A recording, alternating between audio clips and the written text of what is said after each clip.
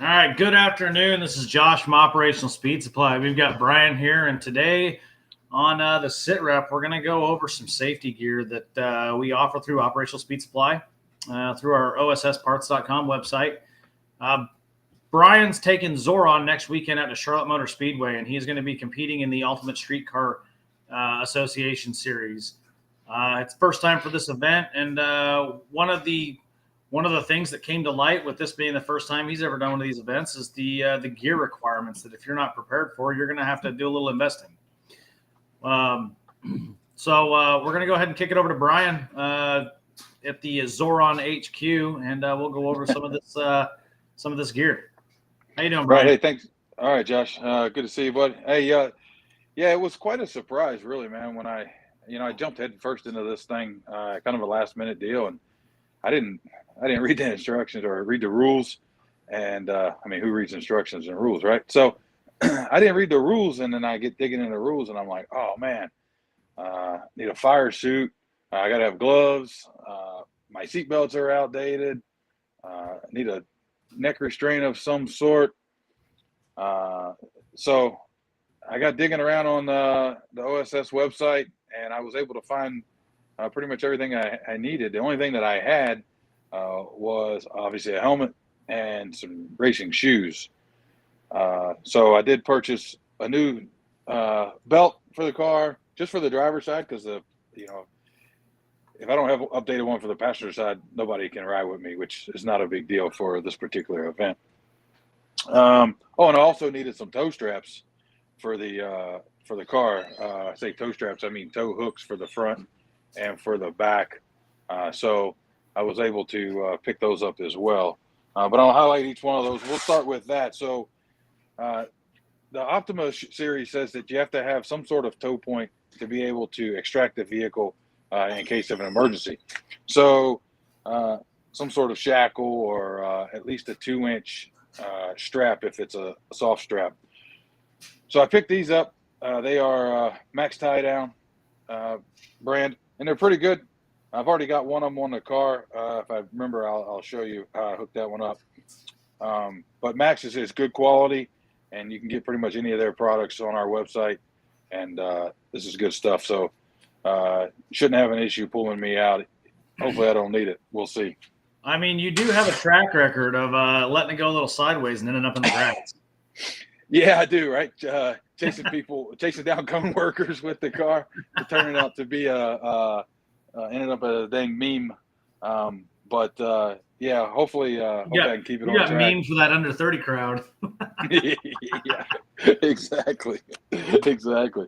All right, so as you can see here, I've had this for a while, and this is a Kirky 65 series racing seat, all aluminum. It's not very comfortable at all, but I really like it. I had some Summit Racing seats, Summit racing seats in the car before, and while they're comfortable for everyday driving, they didn't hold me as well as I wanted. So my lovely wife actually got me this for Christmas, not this past year, but year before last. So I've got one full season on it, and I absolutely love this thing. I believe it's a 17-inch wide, and I'm 230 pounds, and it holds me in there really, really well. Before I was with any other seat that I've had, this is the third different seat that I've had, but with the previous two seats, I'd have to put my knee on the door, my elbow on the door, and my right knee would be on the console to kind of keep me from sliding around. Well, Josh, as you know, the last thing you want to worry about when you're racing is trying to keep your ass in the seat. Oh man, yeah, that's I've had that fun, man. I had the same issue in mine. I was running stock belts for a while, and then the little locking mechanism at the buckle broke, and so I had nothing, man. I just cranked that thing down tight, and after about the first corner, I'm already sliding every which way. I'm sure I lost 2 seconds on an autocross course for that one.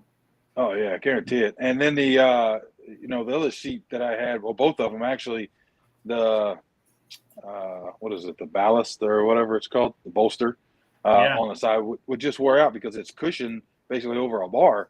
And so I ended up pushing that cushion off, and on my left hip, I'd always, after a weekend of racing, my left hip would be really sore, and I would always have a bruise on my right knee from pushing up against the console to try to stay in place. So you can get these at our website, and I highly recommend them.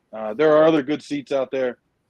I like this one, and I rode in a couple of cars last year at UMI with this particular seat. So I'll really tell you like though, it. man. Chris Reinhardt come out and he's got a little debate for you, man. He's saying bench seats are awesome. Yeah, I'll tell you what. Props to that guy, man, because he gets out there, slings that Nova around, the all over Nova, and he gets out there, slings that thing around on a bench seat and a 3-point. So I don't know if he puts some screws down through his jeans to hold his butt in the seat or what he's doing, man. But props to Chris. Thanks for tuning in, bud. Mad props to that guy. What else? So I went to Bob Bertelson's event last September, and it's a Northeast Muscle Car Challenge, and it's the first. I'd done a little bit of road course racing. Right? Pittsburgh, yeah, Pittsburgh International Raceway. It's happening again in September. It's a phenomenal event. So much fun. 1 day of road course, 2 days of autocross. I think I'm 230 pounds because I ate so much food at that event. Bob takes care of us a lot. So anyway, I've done a little bit of road course stuff at VIR, but not much. I did some CMP as well several years ago. But anyway, I get to the event, and they're like, "Hey, you got to have a fire suit, or you got to have long sleeves shirts and pants."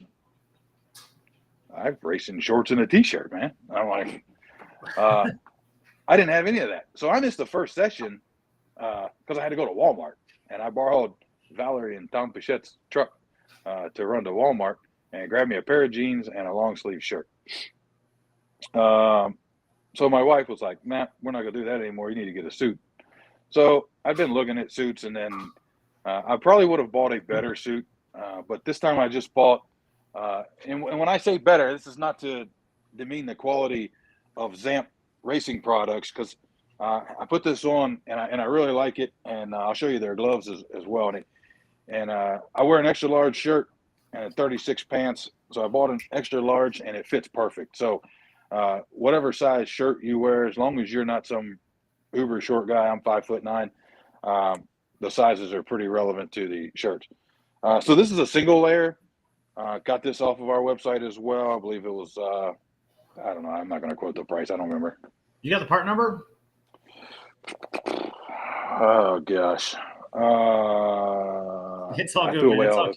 I threw away all the packaging. So, but it's real good. It's got pockets in it. I like it. It's a single layer. If I'm going to do some more of this, I might upgrade to a double or a triple layer, but it is flame retardant, and it will pass specs for what Optima is requiring. So, nice suit. I like it.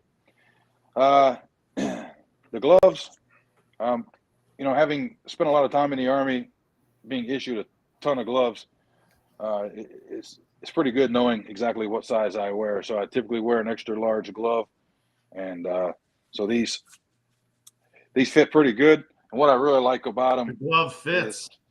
The glove, yeah, great, yeah. I must have quit, but it's got a sticky pad right here. This shiny pad that you can see is real sticky. So I really like it. You get a little extra grip on that wheel, kind of like a set of receiver gloves. Exactly right. So anyway, they're long, they cover. These are pretty nice, and these are also made by ZAMP. And, these weren't overly expensive, $60 or $70, I believe. The shoes I got, they are TMI product, and these were hand-me-downs. My buddy Ron Scott hooked me up with these last year, and they're still in fairly decent shape. I suspect these have a lot of miles on them because he does a lot of road racing, but these are TMI products, a racing product. And my buddy Don up at TMI Products at VIR has these, and I I'll talk about another product that I got from Don, but Don's good people. He'll take care of you. It's TMI Products up at Virginia International Raceway. But these are pretty nice. I will definitely be looking for a newer set of these probably as the year goes on. But these are real nice. So how do those compare as far as sizing to your normal shoe? Well, I typically wear, depending on the shoe, about 11 or 11 and a half. Man, you get that swamp foot. Yeah. It depends. Sometimes it's a 10 and a half. It just depends on the shoe, right? But I think Ron said, actually, he handed them to my wife. He was like, here, give these to Brian. He can have these.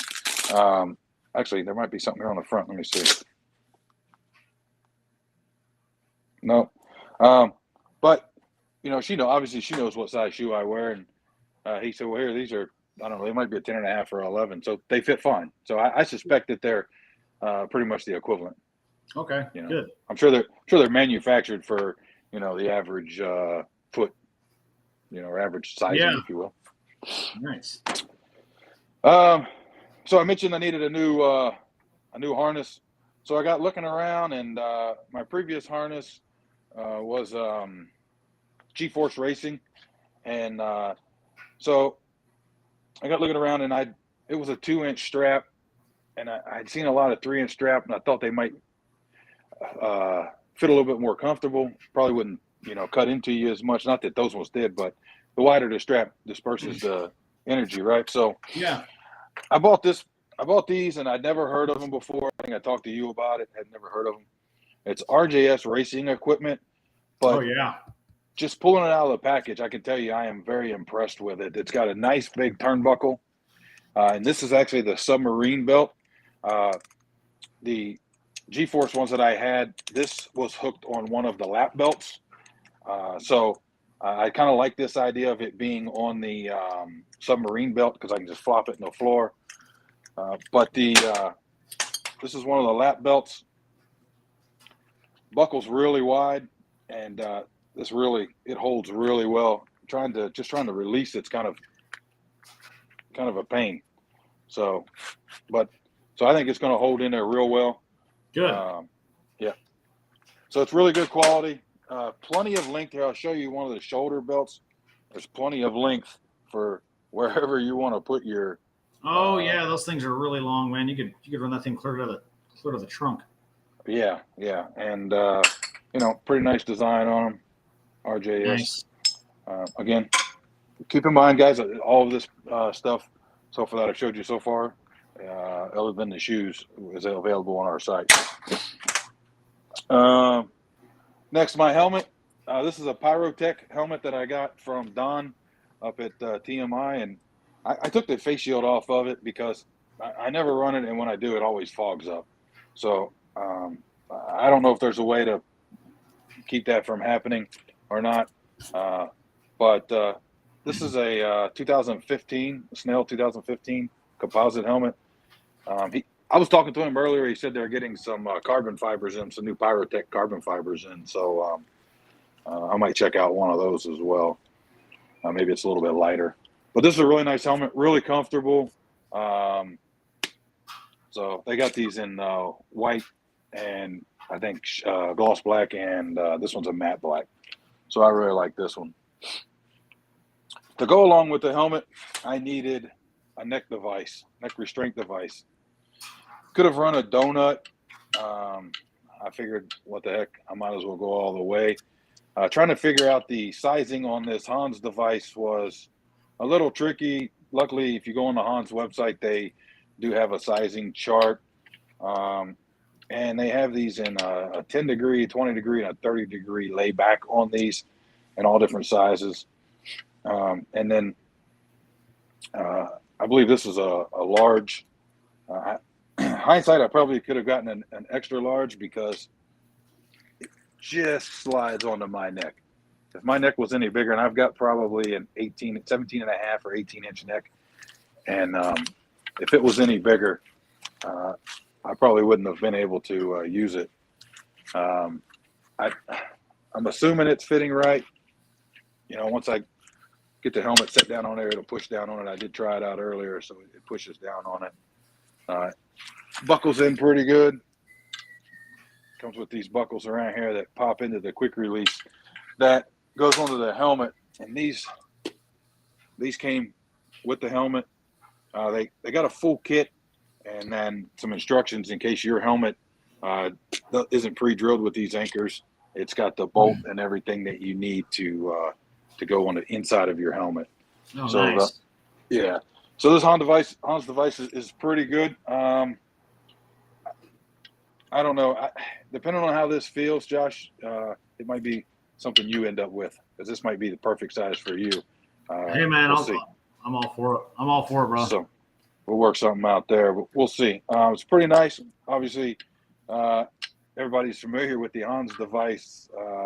These came extremely popular in NASCAR, actually mandatory in NASCAR, following the February 2001 death of everybody's favorite racer, Dale Earnhardt. So the only downside to this, or not to this, but the combination of this and my seat belts is, as you can see, that's going to be for a 2-inch strap, and these are 3. So we'll see how they work. My buddy Mills was telling me the other day, by the way, Beach Cruiser Racing out of Virginia Beach. This is Mills Robinson's shop up there. His personal one garage shop. Anyway, he was telling me that his belts are designed, they're 3-inch, but then when they get right here, they're narrowed to a 2-inch. So I thought maybe if I really like these belts, I might be able to take them to a local sew shop, and then once I get in there and get situated, know where I want to be, I can kind of take them and maybe have them sewed into a 2-inch pattern. I don't know if that'll mess them up or not. I have no idea. I think that's about it. That covers everything that I'm going to need, everything that I bought. So we're definitely looking forward to seeing you get out there, man. Just let everybody know we're going to be doing a special edition pre-race checklist for Brian on Thursday as he gets out there and gets ready to get going. Just showing him things he's going to be looking at on the car. We're actually going to probably we can either go live with it. I was talking with Mills earlier, or I can just do a full-fledged video on it. But it'll be Thursday evening. We're going to do it on his car. He's going to be nut and bolting his car. It'll be up on a lift at his son's house. So we're probably going to use his car as the show car, if you will. Yeah, that's perfect. Now, for those of you who don't know, Mills has got a beautiful, beautiful first-gen Camaro, and that thing is he has quite the ingenuitive mind on that thing. It is built, and he just stay tuned. You're gonna really enjoy his car. I think he designed. Let's talk a little bit about his car because I'm pretty intimate with it. So I don't know if that was the right word or not. That didn't come out right.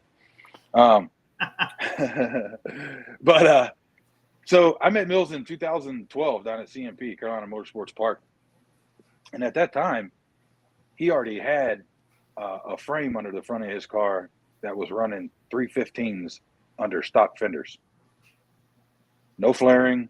I don't even know that he cut the inner fenders out, but I know he was running it's a Corvette suspension. So he's set it up for Corvette wheels, and he designed all of this himself. He built the entire frame by himself in his garage in Virginia Beach. He's running a cantilever suspension out back with I think a Dana 60 rear end, I believe. So it's an independent rear back there, and it kind of comes up through the floorboard and everything. It's pretty wild. He's done a lot of work to that car. And it's fast. He calls it the Track Marrow. It's more of a track car than it is a autocross car. It's got a 4-speed dog box in it, and so really looking forward to it. I think he's run 160, 165 or something like that at VIR and at Daytona with it. So Nice. Yeah, so we're gonna look over that car, check it out in preparation for the event next weekend. That's good, man. That'll be a good kind of show everybody what you need to look at right before we get ready to get out there and put it on track. But yeah, it's definitely it's definitely something worthwhile. It's something we talked about a new series we started calling PCCs, PCIs, pre-combat checks, pre-combat inspections. So yeah, you definitely want to make sure that everything's bolted on tight and ready to go. Most definitely. Yeah. Well, good stuff, man. Well, we're definitely excited about seeing you get out there this weekend or this upcoming weekend. And also, don't forget, April 10th, Clarksville Autocross. We're gonna be tearing it up here for our first event of the year. So, yeah, I'll probably be going live quite a bit with both, with all three, probably my personal page, the Zoran page, and then even the OSS page. Yeah. From the Optima event in Charlotte Motorsports Park, or excuse me, Charlotte Motor Speedway. Got the two combined with Carolina Motorsports Park. So, well, good stuff, man. Well, as always, good talking to you, brother. And for everybody else tuning in, thanks for stopping by and checking us out. And remember, if you need anything at all, hit us up, www.ossparts.com, and we will get you set up and ready to go. And check out our YouTube channel as well. Subscribe, like, comment, and hit that little bell so you'll get notifications for all of our videos that we upload, especially our OSS Daily Short Takes. Oh, yeah. Chris says, see you there, Brian. Looking forward to it, Chris. All right. Take care, guys. See you.